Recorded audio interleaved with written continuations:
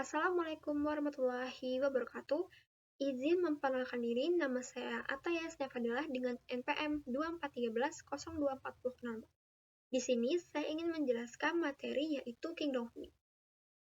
Nah, Kingdom Fungi itu termasuk sebagai bagian satu di antara kingdom makhluk yang cukup besar dan memiliki karakteristik berbeda-beda. Nah, Kingdom Fungi atau jamur yang disebut mikologi. Istilah mikologi berasal dari bahasa Yunani yaitu mikos, yang berarti cendawan atau jenis jamur berbentuk payung.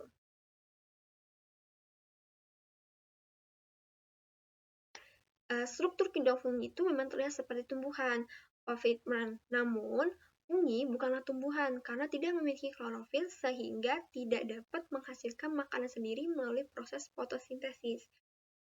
Kalau dilihat dari cara jamur mendapatkan makanan, jamur justru cenderung seperti kingdom Animalia atau hewan yang memiliki sifat heterotrof, yaitu mendapatkan makanan dari sumber maupun organisme lain. Klasifikasi fungi. Berdasarkan struktur tubuhnya, klasifikasi fungi atau jamur dibagi menjadi dua kelompok, yaitu kelompok jamur bersekat dan kelompok jamur tidak bersekat atau hifa. Nah, yang bersekat itu contohnya seperti kelompok Zygomicota. Sementara yang bersekat itu yaitu Ascomycota, Basidiomycota, dan Deuteromycota.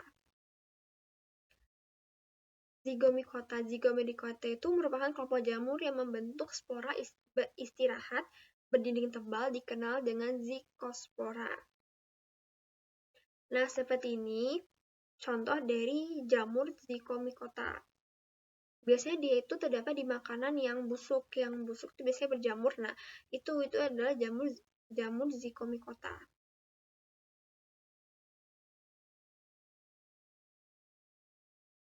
Selanjutnya ada Asmomycota, memiliki ciri khusus yaitu memiliki talus yang terdiri dari milium bersekat. Dinding selnya terdiri dari zat kitin.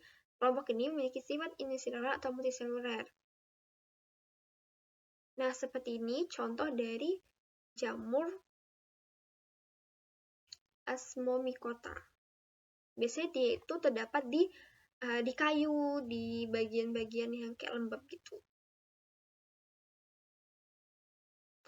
Selanjutnya ada Basidiomycota. Basidiomycota itu mencakup sebagian besar spesies Macrocopis atau amat mencolok. Jamur ini sering dijumpai di tanah lapang atau pada hutan-hutan. Nah, ciri khususnya memiliki hifa bersepta dengan sambungan apit. Nah, seperti ini contoh dari jamur Basidiomycota. Selanjutnya ada Deuteromycota. Itu merupakan kelompok jamur yang berkembang biak secara aseksual, memiliki hifa bersekatan dan hidupnya menempel di sisa-sisa makanan. Tetapi ada jenis Deuteromycota tertentu bersifat parasit dan merugikan organisme lain, misalnya Candida albicans atau jamur yang menyebabkan penyakit infeksi pada saluran reproduksi wanita. Nah, ciri-ciri kidong fungi itu pada umumnya yaitu memiliki hifa atau benang halus tersusun dari rangkaian sel yang terbentuk dari pertumbuhan spora. Yang kedua, memiliki dam produksi spora. Yang ketiga, berkembang biak secara aseksual maupun aseksual. Yang keempat, struktur tubuh jamur berfilamen. Dinding selnya mengandung zat kitin, glukan, selulosa, dan mannan.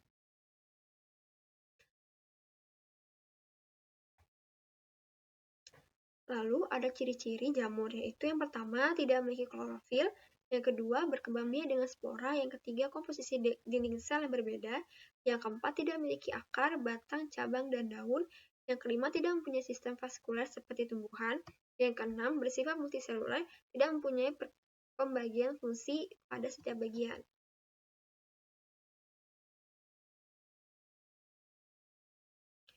Selanjutnya ada struktur tubuh fungi. Nah, struktur tubuh fungi itu terbagi menjadi beberapa, yaitu seperti struktur reproduksi, lalu ada spora. Nah, di sini hifa, ini spora, hifa, dan miselium.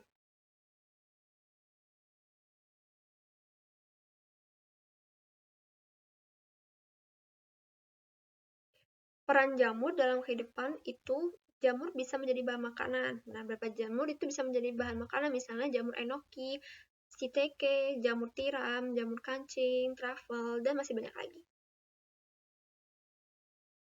Lalu, jamur bisa sebagai obat. Contohnya jamur Penicillium sirisoygenium. Jamur ini menghasilkan antibiotik yang dikenal dengan penisilin. Antibiotik yang dihasilkan jamur ini menghambat pertumbuhan bakteri, terutama bakteri penyebab penyakit. Nah, cara kerjanya dengan cara merusak dinding sel bakteri. Lalu, jamur sebagai dekomposer. Nah, jamur itu juga bermanfaat untuk ekosistem. Jamur sendiri berperan menjadi pengurang sisa-sisa makhluk hidup yang sudah mati, atau bahasa kerennya itu decompositor. Nah, ingat ya, decompositor itu makhluk hidup yang sudah mati, atau penguraian sisa-sisa makhluk hidup yang sudah mati. Terus selanjutnya ada jamur sebagai penyebab penyakit. Pada klasifikasi kingdom fungi, juga dikenal jamur yang merugikan. Jamur juga bisa menyebabkan penyakit pada tumbuhan, hewan, maupun manusia. Misalnya jamur Clavicaps purpurei yang menyerang tanaman gandum. Biji tanaman gandum yang terinfeksi jamur ini akan membengkak dan warnanya berubah menjadi ungu. Bagian yang membengkak ini dinamakan ergot. Apabila ergot dimakan manusia, bisa menyebabkan halusinasi, kejang-kejang, bahkan hingga lumpuh. Selain itu, jamur juga menginfeksi hewan dan manusia.